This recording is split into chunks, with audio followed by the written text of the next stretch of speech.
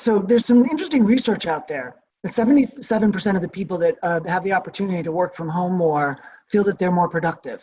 31% actually think that they get more done in less time.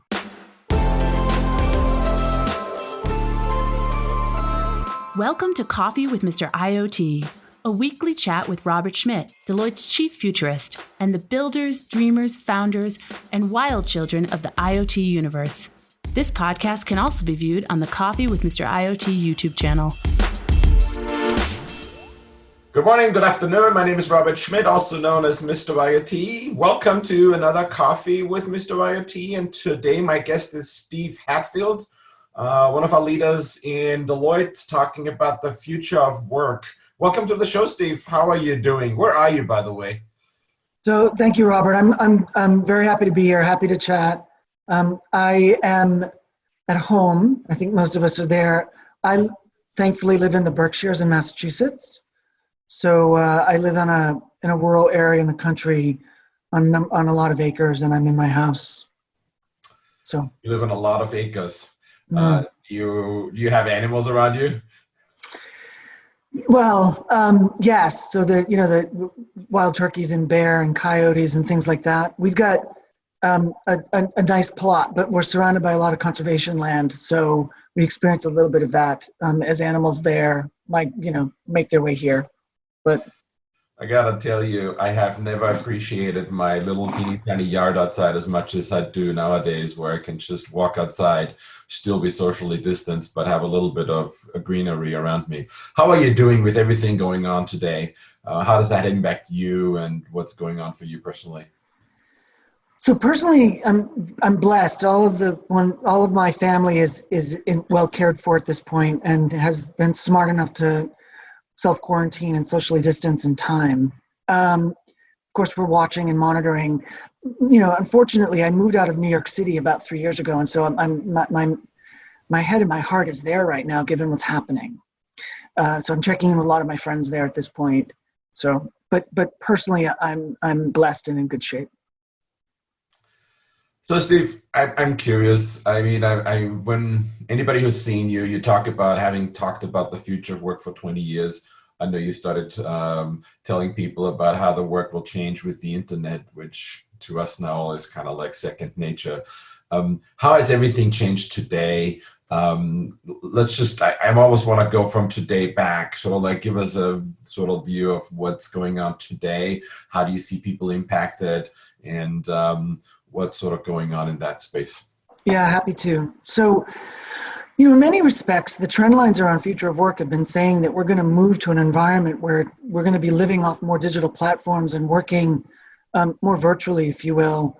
And that at first blush, that was taking place not just because of the digitization that was going on and the advent of these new technologies, but also because of worker preferences. And those worker preferences were actually happening across all generations in the workforce, because the ability to have that flexibility can mean different things for different generations. For a boomer generation who wants to work in an encore career, part-time from somewhere they want to work, but can have, a virtual workplace, that makes a huge amount of sense. For a Gen Z and late stage millennial, that might be how they're used to working now.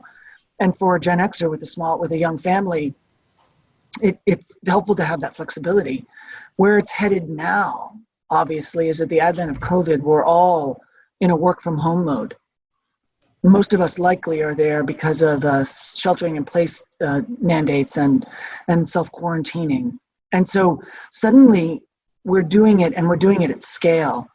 And what we're seeing is that the organizations that had begun this journey, that were sort of more accustomed to working this way, we're actually in a position to extend that fast and to take advantage of what they built in terms of a capability, be that the infrastructure, the technology, the bandwidth, the policies, the procedures. And so teams were able to adapt pretty quickly. And unfortunately for some organizations, that's not been as simple. And many organizations aren't geared or set up in a way where they are able to work remotely, right? The manufacturing shops, the hotels, restaurants, and so forth. And of course, you're seeing the results of some of that. It's interesting to me. I find in my work that I do day to day, actually, I get a hold of people easier because people are actually not traveling as much. So I work almost more. I have more interactions, and I particularly find, and this is sort of like I say that with a bit of a smile on my face, within Deloitte, we've had conference calls all the time, but suddenly today, we've all switched to looking at each other on video, and I really, really welcome that. It's sort of really been a shift even within Deloitte for us. Just what's been your experience? What do you think? Are we doing good within Deloitte? What can we still do better? I'm just curious, sort of like even self-reflecting a little bit in terms of that. No, it's a well-made point. So there's some interesting research out there that 77% of the people that have the opportunity to work from home more feel that they're more productive. 31% actually think that they get more done in less time. And organizations that have had future of work practices in place, or shall we say work from home practices and remote and flexible working practices, have 3 more times as many women in leadership positions as organizations that don't.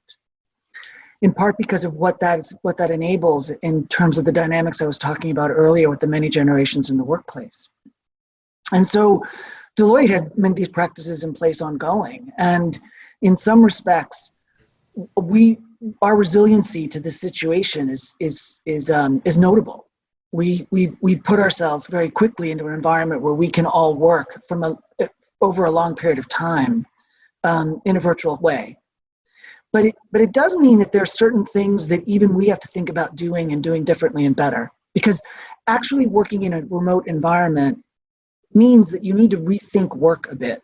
And you need to rethink the practices that you put into motion for various reasons. So, for example, organizations who are working completely remotely now need to have lots of information available to people in a more transparent way. What used to be invisible, sitting on a whiteboard or on a desk or for a picture or in a report, now needs to be visible out there on the collaboration tool that you're working on or on the share file, able for people to see it and work on it together. Another one is different work can happen, but you need the right toolkits. So if you're an engineering company and you're working on computer-aided design and you have that, then you can all collaborate on that tool together, right? If you're trying to do something that's more innovation and product design, you probably need more of a whiteboarding capability virtually. And are you using the right tool for that? And so various tools can be brought to bear against the right kinds of work. And even Deloitte, as good as we are, we still tend to sort for email and now video conferencing capabilities. So are we actually able to do more with different toolkits, and do we have access to those? And that creates all kinds of questions around cyber and all kinds of questions around infrastructure and firewalls and the rest. But we're quickly sorting that.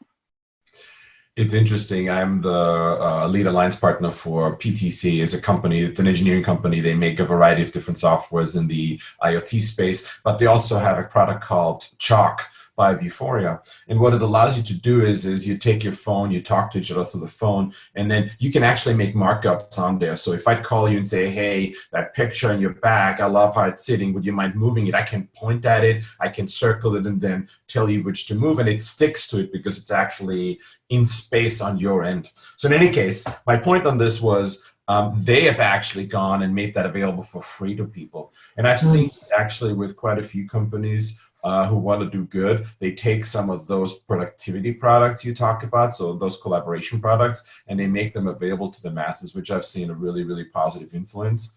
And I think it's going to be exactly what you say. We're going to complement our day with these little things and so forth.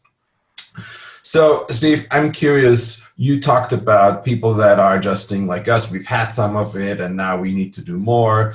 We go through cyber challenges. Which tools do we add quickly? Which tools don't we?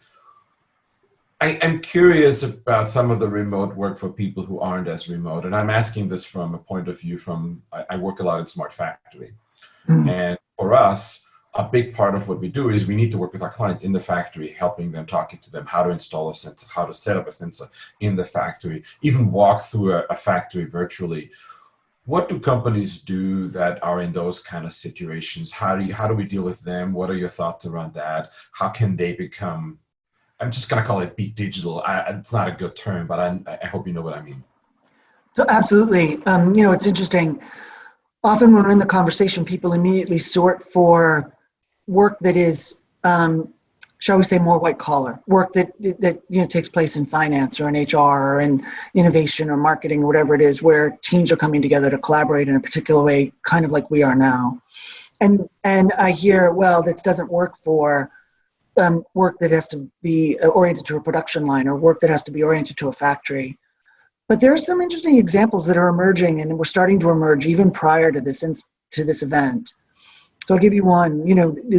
In some factories, they were starting to recognize the fact that the team of people that they needed to have available to deal with any breakdown on the production line could actually be a virtual team connected in a particular way. So when an alert happens, they're all alerted. They get on a call like this. They start to debate how to fix it. And perhaps one person who's nearby is next to the machine or near the machine providing the right intel, or perhaps even there's a robot doing that. And in some ways it's a cost savings because you don't have people just sitting there waiting for a moment when they need to be called upon. And it also is a knowledge sort of enhancement because you have many brains focused on the problem. But in a COVID environment, it also means that one individual who's at the production line can be, not surrounded by a team, sort of practicing the right social distancing, and yet a whole team of people are virtually sort of being asked to respond. And so the organizations that have begun to consider how to do more and more of that prior to COVID are experiencing that resilience. And this is happening across, all industries. Now, that said, I don't want to sound deaf-eared to the plight of those that are in the airlines or in the restaurant or hospitality business or our healthcare workers because of the situation that they're experiencing.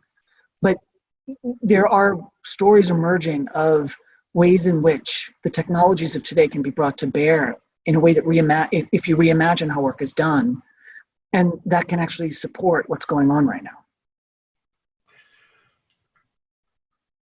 I'm wondering if we can sort of try to think forward for a second. And I know this is very much sort of who knows, but I'm actually curious about your view on this. So lots of things are changing today, how we work. You talk about healthcare workers. My healthcare plan sent me an email saying, please don't come to the doctor emergency, please call them on video. That it's been available to many of us, but that sort of push towards it is new. That push for video conferencing where we actually don't travel as much. How much of this is going to stick around? Which parts do you think are going to stick?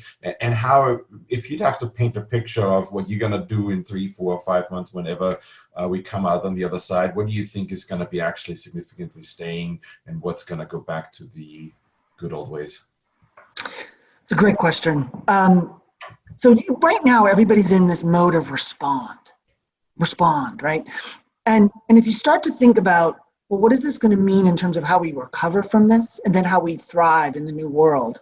Some interesting things start to emerge. So, my prediction is that we're not going to go back to how it was before by any stretch, because the benefit of our being able to operate this way, both virtually, flexibly, in terms of transcending, if you will, space and time in terms of how things are done. If we can adapt correctly to being productive in this environment, we will find far more beneficial. And so I think organizations are going to calibrate back in a different way.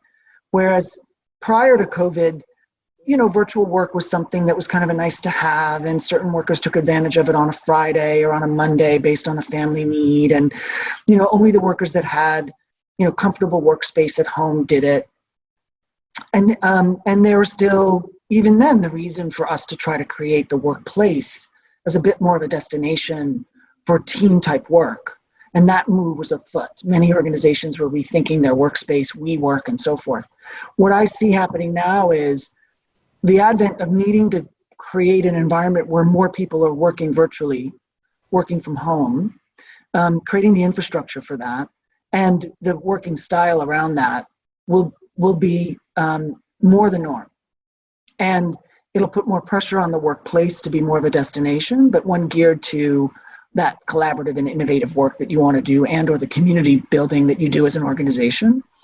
And the calibration will have us being in a place where more work will take place kind of how it is now, and it won't go back to being 100% the way it was before. And so with that, some of the examples you raised, telemedicine, right? We'll start doing more and more of that because it works. Some of it will be, that you're hearing stories about the retail companies who are looking to hire up at this point because of the extent to which they're now critical to getting products to people who need them, in a virtual way, who are, working remotely. So will that continue? And I would think the answer would be yes. What I don't think yet, what I don't have enough of a sense yet is what will happen in the world of hospitality and in the world of airlines. Because I believe that when COVID lifts, we'll probably all desperately want a vacation, and we'll probably all desperately want to go to a restaurant with friends and to connect with people. And so I think that will rebound in some ways. But I think people will have learned in the process that from a work standpoint, the majority of what they want to do and how they do it can be done very well remotely. It's so interesting when you talk about, it occurred to me when you talked about being together in a restaurant again, the first thing that occurred to me, and the thing that's absolutely so, I have a physical reaction to, is walking up to people and my hand is like wanting to bolt forward to shake. And then I go and I do this, and it still feels very awkward. It's been I don't know. I'm European originally, and I'm very used to shaking hands. So I'm wondering when that goes back. I'm curious, what do you recommend for people that, how do I say this? So let me put it this way. I have found that for me to be at home all the time, I need the social interaction. I'm actually calling my kids more than I did before. And so I also have set up a daily coffee chat, happens to be just with the people around me, and we just get out together from work and we just talk, and I'm trying to keep it non-work related. But any recommendations for people that either feel isolated or people that kind of feel the change, sort of what recommendations do you have for us in this environment, how to sort of help us more in sort of a personal, emotional level rather than being effective? What are your thoughts? No, it's interesting. It's a great question. Often a lot of the dialogue right now is around tips and techniques for dealing with the dynamic of being isolated at home. So you hear about physical wellness, you hear about mental wellness. The issue that we need to be thinking about is the long-term psychological toll from this level of isolation. And the level of anxiety, logically, that people are feeling as they pay attention to the news and they see what's happening, and they worry, as they may, for their family or their community or so forth. And so some of the tips and techniques seem a little basic. Mindfulness, making sure you're taking care of yourself physically, going out for a walk. But in point of fact, those things actually create a little bit of a reset of your brain. It's like restarting the computer.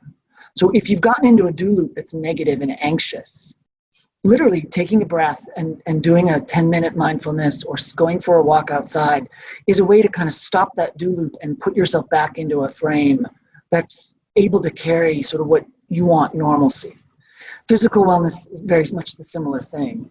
And so part of what then happens is that permeates back into the team leadership in terms of how they organize meetings and how they organize virtual work. So a team virtually contracting that we're going to do, face-to-face work during these hours of the day. We're going to do single individual work during these hours of the day would help a working family to understand which spouse has to be doing when, and which spouse has more flexibility to kind of multitask, take care of kids, do things, get lunch ready, whatever it might be otherwise. And so these small moves have great impact. Agendas for meetings.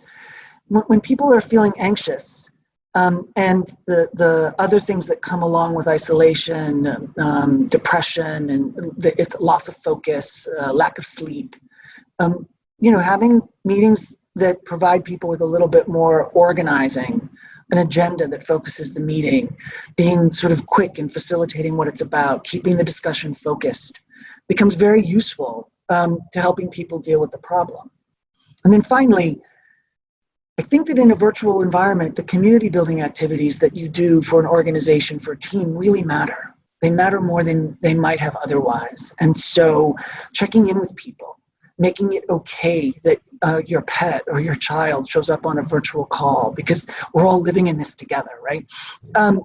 Having a moment where you all meet everyone's kids virtually. And that's happened on a couple of my teams. I've heard of teams that are taking classes together, a virtual yoga class or a virtual cycling class. And the Japanese have a word for a digital virtual drink. It's called onome.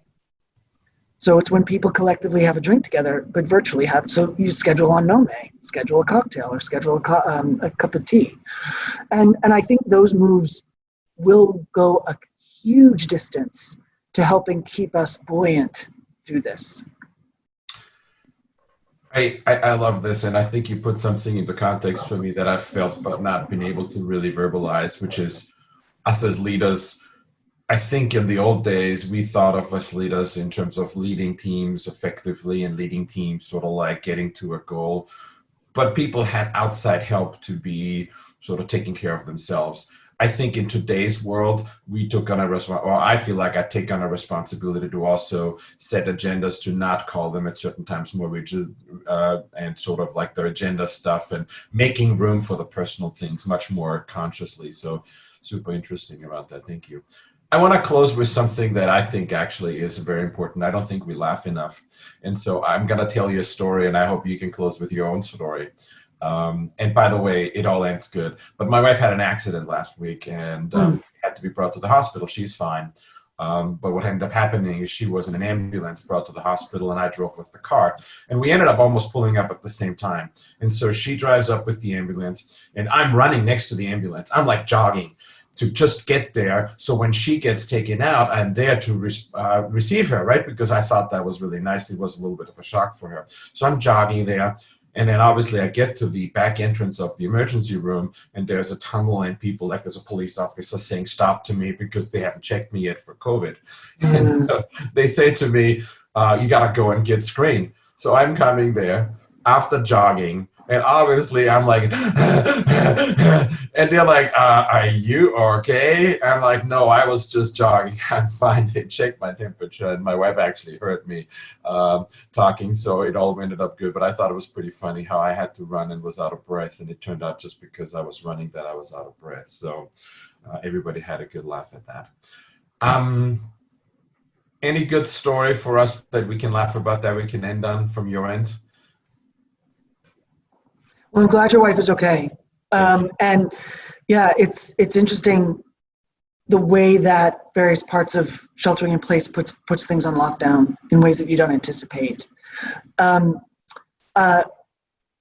don't have as good a story, but I live in the part of the world where we have a lot of locally sourced fresh food. And so some of the farms nearby have begun to use their greenhouses to have things available for people. And so we belong to a couple of these. And so, of course, we're trying to support them, not just because it's good food, but because I want to keep these businesses kind of moving and buoyant at this time. And so we arrive, and there's a line. And we didn't anticipate the line. We thought we would just arrive and there'd be nobody there, but there's actually a line. And of course, it's a social distancing line. So everyone's 6 feet apart, getting into this barn where there's the fresh produce. And I, of course, am trying to do this for over a 45-minute break I have between meetings. And so I arrive, and I turn to my husband and like, we have to turn around because we're never going to sit in this line, and I've got to be back on the phone, right? And he just got annoyed, but he understood. So it's interesting how the pace is changing in some ways, and you need to adapt to that and perhaps enjoy it. And you would think someone like me who lives out in the country would enjoy it. Unfortunately, I think the demand on the topic of future work has sort of increased to such an extent that I'm kind of running hard right now. But I look forward to the moment when I can get in that line. I understand. I hope you get in the line. Maybe you split times. And so thank you for sharing your story with your husband. I appreciate your time. It was great having you. And with that, another Coffee with Mr. IT has come to an end. Thank you for watching. And please stay safe. Bye.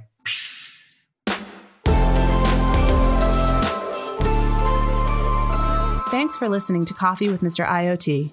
To subscribe or to listen to more episodes, search for Coffee with Mr. IoT in your favorite podcatcher, or find us online at deloitte.com/US/Coffee with Mr. IoT. To watch the video version of our show, go to YouTube and search Coffee with Mr. IoT.